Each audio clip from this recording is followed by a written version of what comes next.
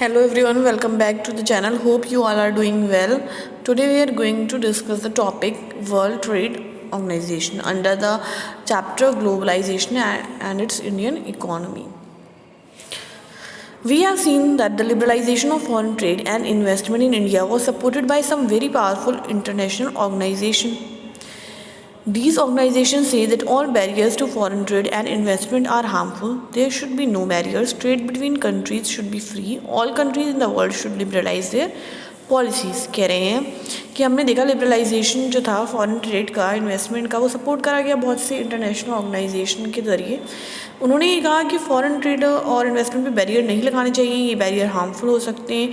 हमारी जो कंट्री के बीच ट्रेड्स हैं वो फ्री होने चाहिए और हर कंट्री को लिबरलाइजेशन की पॉलिसी को फॉलो करना चाहिए। World Trade Organization is one such organization whose aim is to liberalize international trade. Start at the initiative of the developed countries. WTO जो है एक ऐसा ऑर्गेनाइजेशन है जिसका मकसद है कि इंटरनेशनल ट्रेड को लिबरलाइज करा जाए और ये स्टार्ट हो पाया जब कुछ डेवलप्ड कंट्रीज़ थी, उन्होंने मिलकर ये इनिशिएट लिया कि एक ऐसा ऑर्गेनाइजेशन बनना चाहिए। WTO establishes rule regarding international trade. Rules बनाए गए WTO के ज़रिए इंटरनेशनल ट्रेड के, और उन्होंने ये भी देखा कि सारे लोग इस रूल्स को फॉलो करें and sees that these rules are obeyed. Nearly 160 countries of the world are currently member of the WTO। और अगर हम अभी की बात करें तो एटलीस्ट 160 जो कंट्रीज़ हैं वो इसकी मेंबर हैं। Though WTO is suppose to allow free trade for all, in practice it is seen that the developed countries have unfairly retain trade barriers. कह रहे हैं वैसे तो WTO को मतलब ये मकसद होना चाहिए कि सारी ही कंट्री में जो ट्रेड प्रैक्टिसेस हैं वो फ्री हों, पर कुछ डेवलप्ड कंट्रीज़ जो हैं उन्होंने मतलब गलत ढंग से जो है कुछ बैरियर्स को रिटेन करा है या लगाए हैं फिर से बैरियर्स, और दूसरे हाथ पे WTO रूल्स ने फोर्स करा है डेवलपिंग कंट्रीज़ को कि वो सारे ट्रेड बैरियर्स को रिमूव कर दें।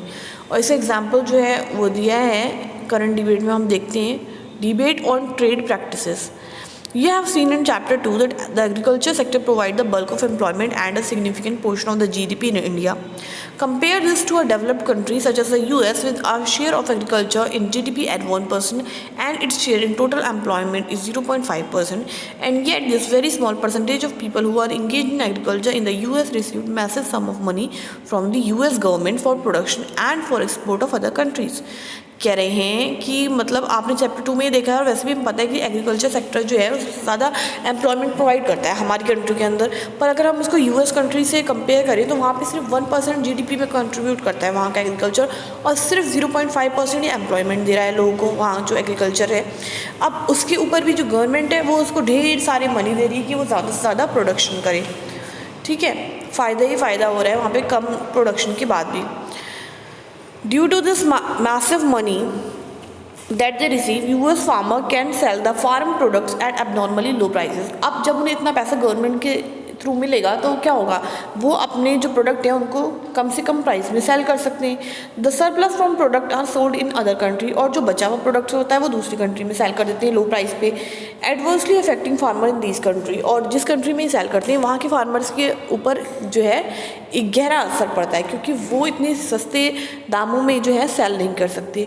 Developing countries are therefore asking the developed countries government we have reduce trade barrier as per WTO rules. अब डेवलपिंग कंट्रीज ये सवाल कर रही हैं डेवलप्ड कंट्री से, हमने तो बैरियर्स हटा दिए हैं WTO के रूल्स के through, but you have ignored the rules of WTO, but आप जो है WTO के रूल्स को इग्नोर कर रहे हैं and have continue to pay your farmers vast sum of money, और अपने फार्मर को आप बड़ा अमाउंट जो है मनी का पे कर रहे हैं। You have asked our government to stop supporting our farmers. आपने हमसे तो ये कह दिया है, पूछ लिया है कि हमें जो है सपोर्ट नहीं करना है फार्मर्स को, but you are doing so yourself, but आप अपने आप ये काम कर रहे हो। Is this free and fair trade? क्या ये फ्री और फेयर ट्रेड है? No. Let us work. Impact of globalisation in India. अब ग्लोबलाइजेशन का क्या इम्पैक्ट है इंडिया के ऊपर? In the last 20 years globalisation of the Indian economy has come a long way. कह रहे हैं अगर हम लास्ट 20 ईयर्स में देखें तो ग्लोबलाइजेशन जो है वो एक मतलब काफ़ी लंबा सफ़र तय कर चुका है। What has been its affect on the lives of people? और इसका असर लोगों की ज़िंदगी पे क्या पड़ा। Let us look at the some of the evidence, और हम कुछ सबूतों को देखते हैं। Globalisation and greater competition among producers both local and foreign producers has been of advantage to consumer. कह रहे हैं ग्लोबलाइजेशन की वजह से जो है कॉम्पिटिशन आया प्रोड्यूसर्स के बीच, तो लोकल और फॉरेन प्रोड्यूसर को इसका फ़ायदा भी हुआ, मतलब उनके ऊपर इफेक्ट पड़ा, बट ज़्यादा फ़ायदा किसको हुआ, एडवांटेज टू कंज्यूमर, कंज्यूमर को बहुत फ़ायदा हुआ। कैसे, particularly the well of section in the urban areas, और वो भी उन कंज्यूमर को जो अर्बन एरियाज़ में थे, क्योंकि there is greater choice before these consumers, क्योंकि इनके पास जो थी चॉइस बढ़ चुकी थी।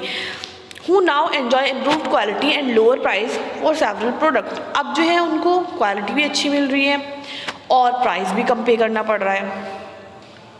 As a result, these people today enjoy much higher standard of living than was possible earlier. तो अब जो इनकी स्टैंडर्ड ऑफ लिविंग है वो बेहतर हो गई, पहले इतनी नहीं थी। Among producers and worker, the impact of globalization has not been uniform. कह रहे हैं इसीलिए वर्कर और प्रोड्यूसर के ऊपर जो इम्पैक्ट पड़ा है ग्लोबलाइजेशन का वो यूनिफॉर्म नहीं है, वो सेम नहीं है जैसा कंज्यूमर के ऊपर पड़ा है। तो firstly MNCs have increase their investment in India. अब MNC ने जो है इन्वेस्टमेंट जो है इंक्रीज़ कर दिया है इंडिया के अंदर पास्ट 20 ईयर्स में, which means investing in India has been beneficial for them. क्यों करा है उन्होंने ऐसा, क्योंकि शायद उनको लगता है या ऐसा ही है कि लोगों को इंडिया में इन्वेस्ट करने से फ़ायदा हो रहा है। MNC have been interested in industries such as cell phone, automobile, electronics, soft drink, fast food और services such as banking in urban areas. इन सारी चीज़ों में ज़्यादा इन्वेस्टमेंट हो रहा है। These product have a large number of well off buyers, क्योंकि इन प्रोडक्ट के जो बायर हैं वो बहुत ज़्यादा है। In these industry and services new jobs have been created, इस इंडस्ट्री में सर्विसेज और नई जॉब्स भी क्रिएट करी गई हैं। Also local companies supplying raw material etcetera to these industries have prospered, और जो local companies raw material provide कर रही हैं उनका भी बहुत फ़ायदा हुआ है। Now steps to attract foreign investment, अब फॉरेन इन्वेस्टमेंट को कैसे अट्रैक्ट करना है। In recent year the central and state government in India are taking special step to attract foreign companies to invest in India. Recent year में central state दोनों government जो है ऐसे स्टेप ले रही हैं कि फॉरेन कंपनीज जो हैं वो अट्रैक्ट हों और इन्वेस्ट करें इंडिया में। Industrial zones called special economic zone are being set up, तो स्पेशल इकोनॉमिक जोन भी सेटअप करे गए हैं। Special economic zone are to have world class facilities, और जो इकोनॉमिक जोन है इनके पास वर्ल्ड क्लास फैसिलिटीज़ अवेलेबल हैं, जो कि इलेक्ट्रिसिटी की, वाटर की, रोड की, transport, storage, recreational and education facilities. Companies who set up production unit in the SEZ do not have to pay tax for an initial period of 5 years, और जो company यहाँ पे setup करती हैं अपना production unit उनको 5 साल तक स्टार्टिंग के टैक्स नहीं पे करना पड़ता है। Government has also allowed flexibility in the labour laws to attract foreign investment. अब गवर्नमेंट ने भी जो है फ्लेक्सिबिलिटी दी है लेबर लॉज में और अट्रैक्ट करा है फॉरेन इन्वेस्टमेंट को। You have seen in chapter 2 that the companies in organized sector have to obey certain rules that aim to protect the worker, और कह रहे हैं आपने चैप्टर 2 में देखा कि कंपनी जो होती है ऑर्गेनाइज सेक्टर की उनको ओबे करनी पड़ती हैं सर्टेन रूल, और उनका एम ये भी होना चाहिए कि उनको वर्कर के जो इंटरेस्ट है या राइट्स हैं उनको भी प्रोटेक्ट करना है। In recent years the government has allowed companies to ignore many of these, पर अभी कुछ सालों में देखें तो गवर्नमेंट ने अलाउ कर दिया कंपनियों की बहुत से राइट्स जो हैं वो इग्नोर कर सकती हैं। Instead of hiring workers on a regular basis companies hire worker flexibly for short period where there is intense pressure of work. कह रहे हैं पहले जो ये था कि वर्कर्स को हायर करो रेगुलर बेसिस पर, अब ऐसा नहीं है। अब कंपनीज जो हैं वर्कर को शॉर्ट पीरियड के लिए ही हायर करती हैं, जब उनको प्रेशर ज़्यादा होता है वर्क का तब वो एक्स्ट्रा हायर कर लेती हैं। This is done to reduce the cost of labour of for the company, इससे क्या होता है लेबर कॉस्ट जो है कंपनी की वो कम हो जाती है। However still not satisfied foreign companies are demanding more flexibility in labour laws, इससे क्या होता है अगर वो सेटिस्फाई नहीं हुए तो फॉरेन कंपनीज जो हैं अभी भी मोर फ्लेक्सिबिलिटी चाह रही हैं लेबर लॉज के में। Secondly, several of the top Indian companies have been able to benefit from the increased competition, और दूसरी बात यह है कि बहुत सी टॉप इंडियन कंपनी हैं उनका भी बेनिफिट हुआ है इंक्रीज कंपटीशन की वजह से। They have invested in new technology and production methods, अब उन्होंने इन्वेस्ट करा है नई नई टेक्नोलॉजी में, नए प्रोडक्शन मेथड्स में, और अपना प्रोडक्शन स्टैंडर्ड जो है वो रेस करा है।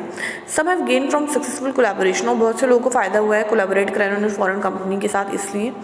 More over globalisation has enabled some large Indian companies to emerge as a multinational themselves, और कह रहे हैं ग्लोबलाइजेशन के थ्रू या ग्लोबलाइजेशन ने इनेबल कराया है बहुत सी लार्ज कंपनीज़ को कि वो इमर्ज हुई हैं मल्टीनेशनल बन के। वो कौन सी कंपनीज़ हैं, कैसे मल्टीनेशनल बनी कि उनका जो यूनिट है वो इंडिया के अलावा और दूसरे देशों में भी है, मल्टीनेशंस में। These companies are example Tata Motors, Infosys, Ranbaxy, Asian Paints, Sundaram Fasteners are some Indian companies which are spreading their operation worldwide. Globalization has also created new opportunities for companies providing services, particularly those involving ITs. और globalisation की वजह से जो है नई opportunities create हुई हैं उन कंपनी के लिए भी, प्रोवाइडिंग सर्विसेज, जो सर्विसेज प्रोवाइड कर रही हैं, पर्टिकुलरली दोज इन्वॉल्विंग आईटी। और अगर हम बात करें तो आईटी कंपनी ज़्यादा हैं। The Indian company producing a magazine for the London based company and call centres are some example. और इंडियन कंपनी, जैसे मैंने एग्जाम्पल दिया था आपको, मैगजीन प्रोड्यूस कर रही है लंडन कंपनी के लिए, और किसके थ्रू, कॉल सेंटर्स वगैरह के थ्रू। Beside a host of services such as data entry, counting, administrative task, engineering are not being done cheaply in countries such as India. और जो ये सारे काम हैं ये भी इंडिया के अंदर सस्ते पैसों में हो रहे हैं and are exported to the developed countries, और डेवलप्ड कंट्रीज में एक्सपोर्ट हो रहे हैं। तो ये सब कुछ था। अब नेक्स्ट है small producers compete or perish, compete करें या perish करें, but we'll do this in the next class. I hope you got the today's session well, and if you have got this session well, then don't forget to like the video, share this video with your friends, and also you have to subscribe the channel if you hadn't subscribed yet. Meet you in the next section. Till then, take care. Bye bye.